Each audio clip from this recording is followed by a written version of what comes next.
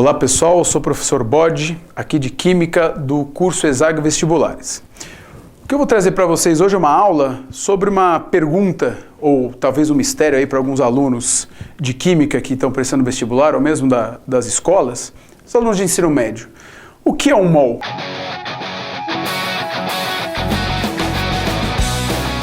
O que é essa quantidade, o que é essa unidade de medida, na verdade, essa grandeza, ou a gente pode pensar o que é esta questão que a gente inventa, ou essa ideia que a gente inventa na química, a gente precisou inventar na química, que é a ideia de quanto vale um mol, ou o que é um mol.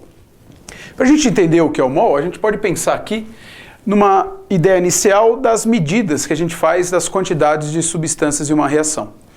Então vou supor a decomposição da água. Para quê? Para eu pensar em uma substância sendo decomposta, a água, uma substância que todo mundo conhece, e produzindo dois produtos, hidrogênio e oxigênio, dois gases, gás hidrogênio e gás oxigênio. Não vou colocar aqui na formalização padrão da química para a gente não se ater muito nas fórmulas e no balanceamento. Eu quero pensar nas quantidades de substâncias. Então veja, se você fizer a decomposição de 9 gramas de água, esses 9 gramas de água vão produzir 1 grama de gás hidrogênio e 8 gramas de gás oxigênio. Significa que a massa de oxigênio produzida é 8 vezes maior a massa de hidrogênio produzida. Só que aqui eu estou medindo em massa, eu estou falando da quantidade em gramas dessas duas substâncias produzidas. Se eu fizer a mesma reação, usando 9 gramas de água, mas medindo a quantidade de produtos em volume, ou seja, o volume ocupado por esses gases, o espaço que esses gases ocupam, eu vou perceber que há a produção de 12 litros de hidrogênio e 6 litros de oxigênio. Então, olha lá, se eu decompuser 9 gramas de água, eu vou produzir 12 litros de gás hidrogênio e 6 litros de gás oxigênio. Isso vai ser, obviamente, medido, esse volume medido a uma dada temperatura, 25 graus Celsius, e uma certa pressão, 1 atm. Sempre que a gente trabalha volume de gases, tem que dizer a temperatura que esses gases estão e a pressão que eles estão exercendo. A hora que a gente olha essas duas medidas de quantidade, ou seja, a hora que eu decomponho a água e meço as massas de produtos e os volumes dos produtos, eu percebo que tem alguma coisa pelo menos estranha, né? A massa de oxigênio é 8 vezes maior que a massa de hidrogênio, mas o volume de oxigênio é metade do volume de hidrogênio. Isso não faz muito sentido, a expectativa seria, bom, as quantidades em volume e massa seriam iguais. É claro que você pode pensar aí na densidade, mas a gente repara, né, para a gente não falar da densidade, a gente repara o seguinte, que a proporção em massa é diferente da proporção em volume. Isso sempre foi um problema, ou seja, trabalhar com volume de gases é diferente de trabalhar com a massa desses gases. Dentro dessa ideia, na discussão científica que houve dentro dessas ideias, um pesquisador propôs a seguinte ideia, que a gente sabe, conhecido como o Avogadro. O princípio de Avogadro, a grosso modo, dando aqui uma adaptada, diz que o seguinte, um volume de qualquer gás, a mesma pressão e temperatura, contém sempre a mesma quantidade de partículas. Então, vou pegar um exemplo. Se eu pegar o gás NH3 e o gás CH4, ou seja, gás amônia e o gás metano, e eu tiver volumes iguais desses dois gases, na mesma temperatura e na mesma pressão, eu sei que eu terei nas duas amostras a mesma quantidade de moléculas NH3 e moléculas CH4. Isso foi muito importante, porque isso resolveu um problema sobre essas diferenças, sobre essa proporção em massa e essa proporção em volume. Por que isso resolveu um problema?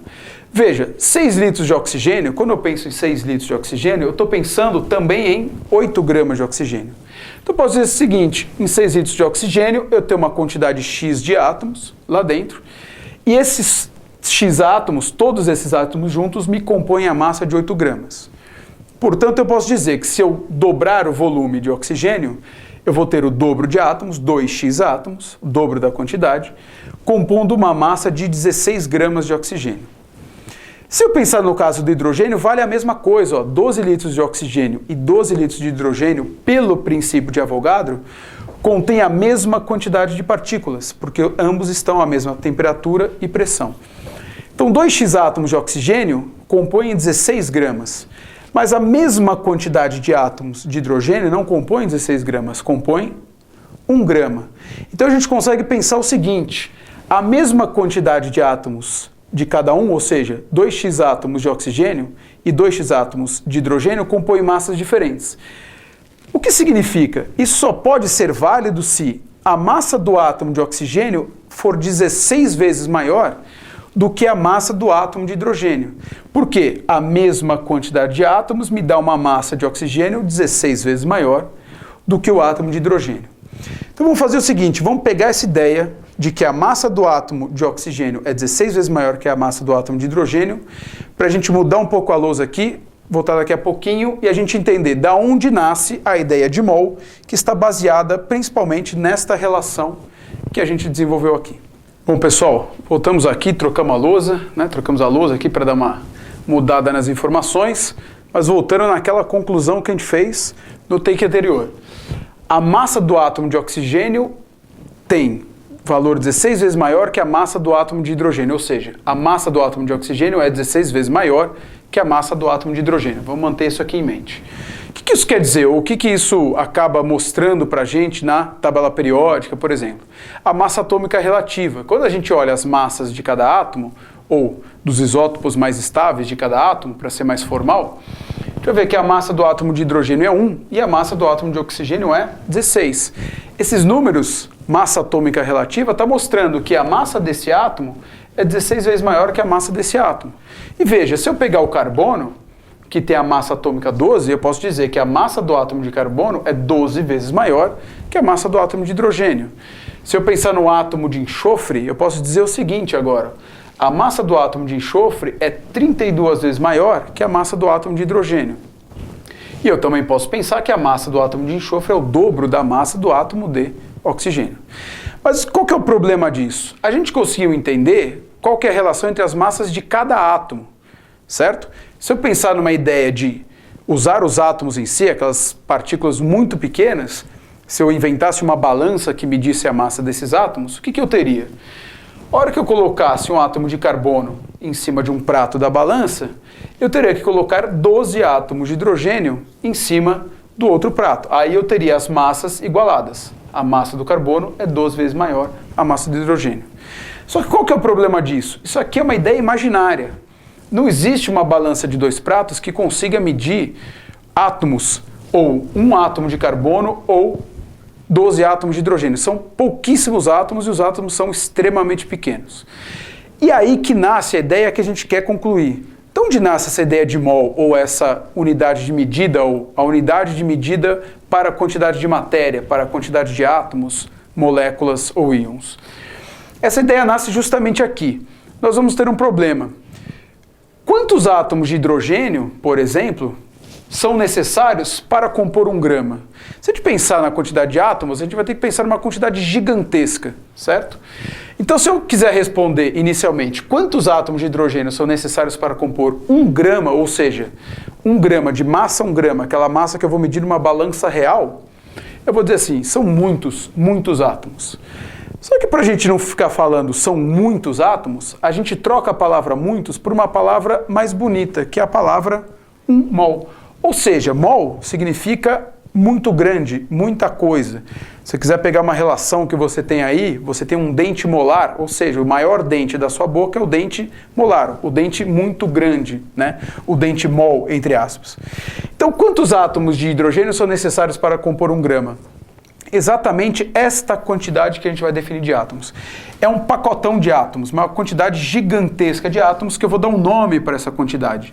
1 mol de átomos.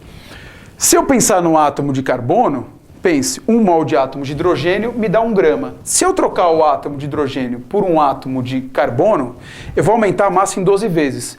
Então, se eu usar a mesma quantidade de átomos, ou seja, esse montão de átomos, 1 mol de átomos, de carbono de massa 12, eu não vou compor agora 1 grama, eu vou compor 12 gramas. Se eu pensar paralelamente, no caso do oxigênio, se eu juntar a mesma quantidade de átomos de oxigênio, eu vou conseguir compor 16 gramas. E como a gente representa o carbono 12, me mostra uma relação de 12 gramas, um total de 12 gramas para cada mol desses átomos, para cada monte desses átomos. O átomo de oxigênio mostra que para cada monte de átomos de oxigênio eu não vou ter 12 gramas, eu vou ter agora 16 gramas. Eu estou juntando um monte de átomo que tem uma massa um pouco maior. Seria a mesma ideia que pegar 10 bolas de gude e 10 bolas de golfe. eu tenho a mesma quantidade de bolas, mas a massa de cada bola é diferente, ou seja, 10 bolas de gude dá uma massa menor do que 10 bolas de golfe. Tudo bem? Mol, então, vai ser o quê? É aquela quantidade de átomos que eu preciso para compor em gramas o valor que eu vejo da massa atômica. Quando eu atingir o mol de átomos de oxigênio, eu sei que eu tenho 16 gramas. Ou, quando eu atingir 12 gramas de carbono, eu sei que eu tenho esta quantidade que eu defini de átomos que eu chamei em mol. Portanto, a nossa referência vai ser o carbono. Se você pegar a definição em mol, a quantidade de átomos necessárias para compor 12 gramas de carbono. Ou seja, nós inventamos uma quantidade padrão de partículas que me mostra na balança um valor em gramas que é exatamente igual ao valor da massa atômica. Espero que vocês tenham gostado dessa explicação. Até a próxima aula.